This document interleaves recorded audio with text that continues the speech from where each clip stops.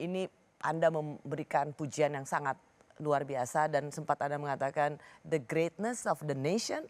Ya. Apa kaitannya? Di mana hubungannya ketika pertemuan tiga mantan presiden, presiden yang segera menunaikan tugasnya dan presiden yang akan dilantik bertemu, mengapa ini Anda langsung simpulkan the greatness of the nation? Istilah the greatness of nation atau apa namanya ya, kebesaran bangsa itu sebetulnya istilah yang saya pakai untuk melihat visi besarnya Prabowo dalam 5 tahun pemerintahannya nanti. Dia kepingin membawa kembali Indonesia sebagai bangsa besar, negara besar. Itu kata kuncinya. Nah, kemudian saya melihat bahwa ini sebetulnya visi ini itu visi yang memang melanjutkan apa yang sudah dikerjakan oleh Jokowi.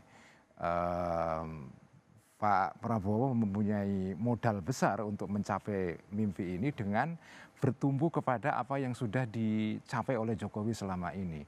Oleh karena itu transisi yang mulus ini memang transisi yang niscaya. Karena kalau tidak, kalau misalnya situasinya seperti dari dulu SBY ke Pak Jokowi, sesuatu yang menurut saya agak kurang saya sukai ketika itu Rosi. Ya, Karena saya ini relevan untuk saya tanyakan pada Mas Ulil karena pada waktu itu Anda masih ada di Saya masih di Demokrat. Partai Demokrat, Apa yang Anda alami dan melihat bahwa inilah seharusnya menjadi benchmark Ya. transisi presiden, bukan seperti 2014 lalu? Ya, pada tahun 2014 lalu itu transisinya sebetulnya ya tidak rough ya, tidak kasar atau tidak bumpy gitu.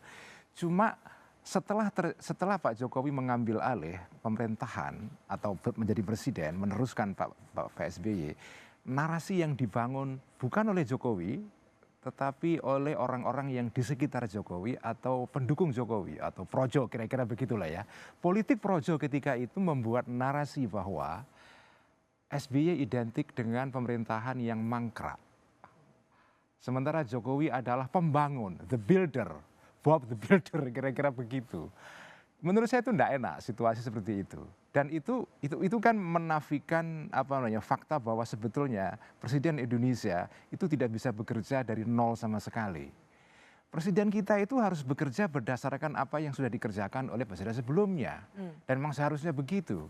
Tapi narasi ketika itu kan enggak. Narasinya adalah narasi projo politik ketika itu adalah bahwa SBY adalah identik dengan pemerintahan yang mangkrak. Nah sekarang itu tidak terjadi, saya senang. Pak Prabowo nanti bekerja berdasarkan apa yang sudah dikerjakan pemerintahan sebelumnya.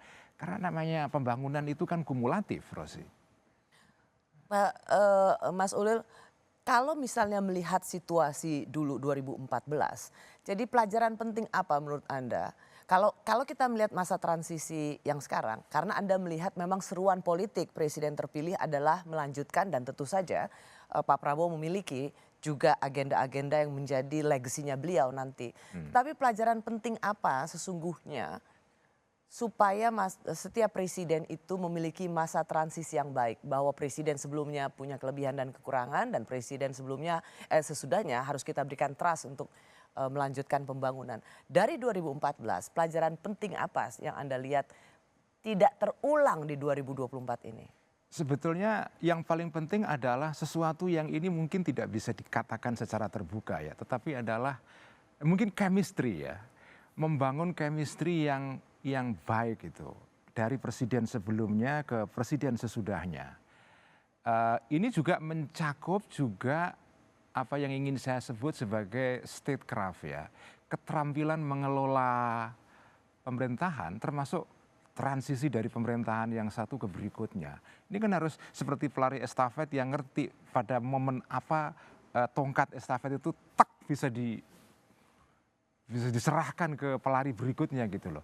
Begitu itu tidak terjadi, begitu penyerahan tongkatnya itu tidak terjadi pada momen yang klik betul, itu ya mengganggu hasil akhir dari skor keseluruhan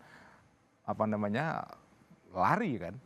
Dan melihat bagaimana ada 3 presiden bertemu waktu itu, seberapa penting Anda melihat simbol-simbol pertemuan ini dilihat oleh publik?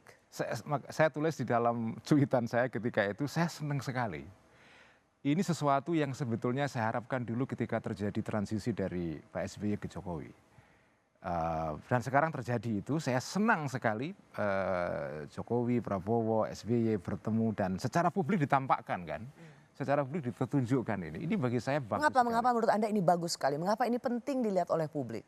Tadi itu, jadi saya terus terang Rosi, saya senang dengan narasinya Prabowo yang kepingin punya mimpi besar, membangun Indonesia sebagai negara besar, dan itu ditandai dengan beberapa proyek-proyek besar.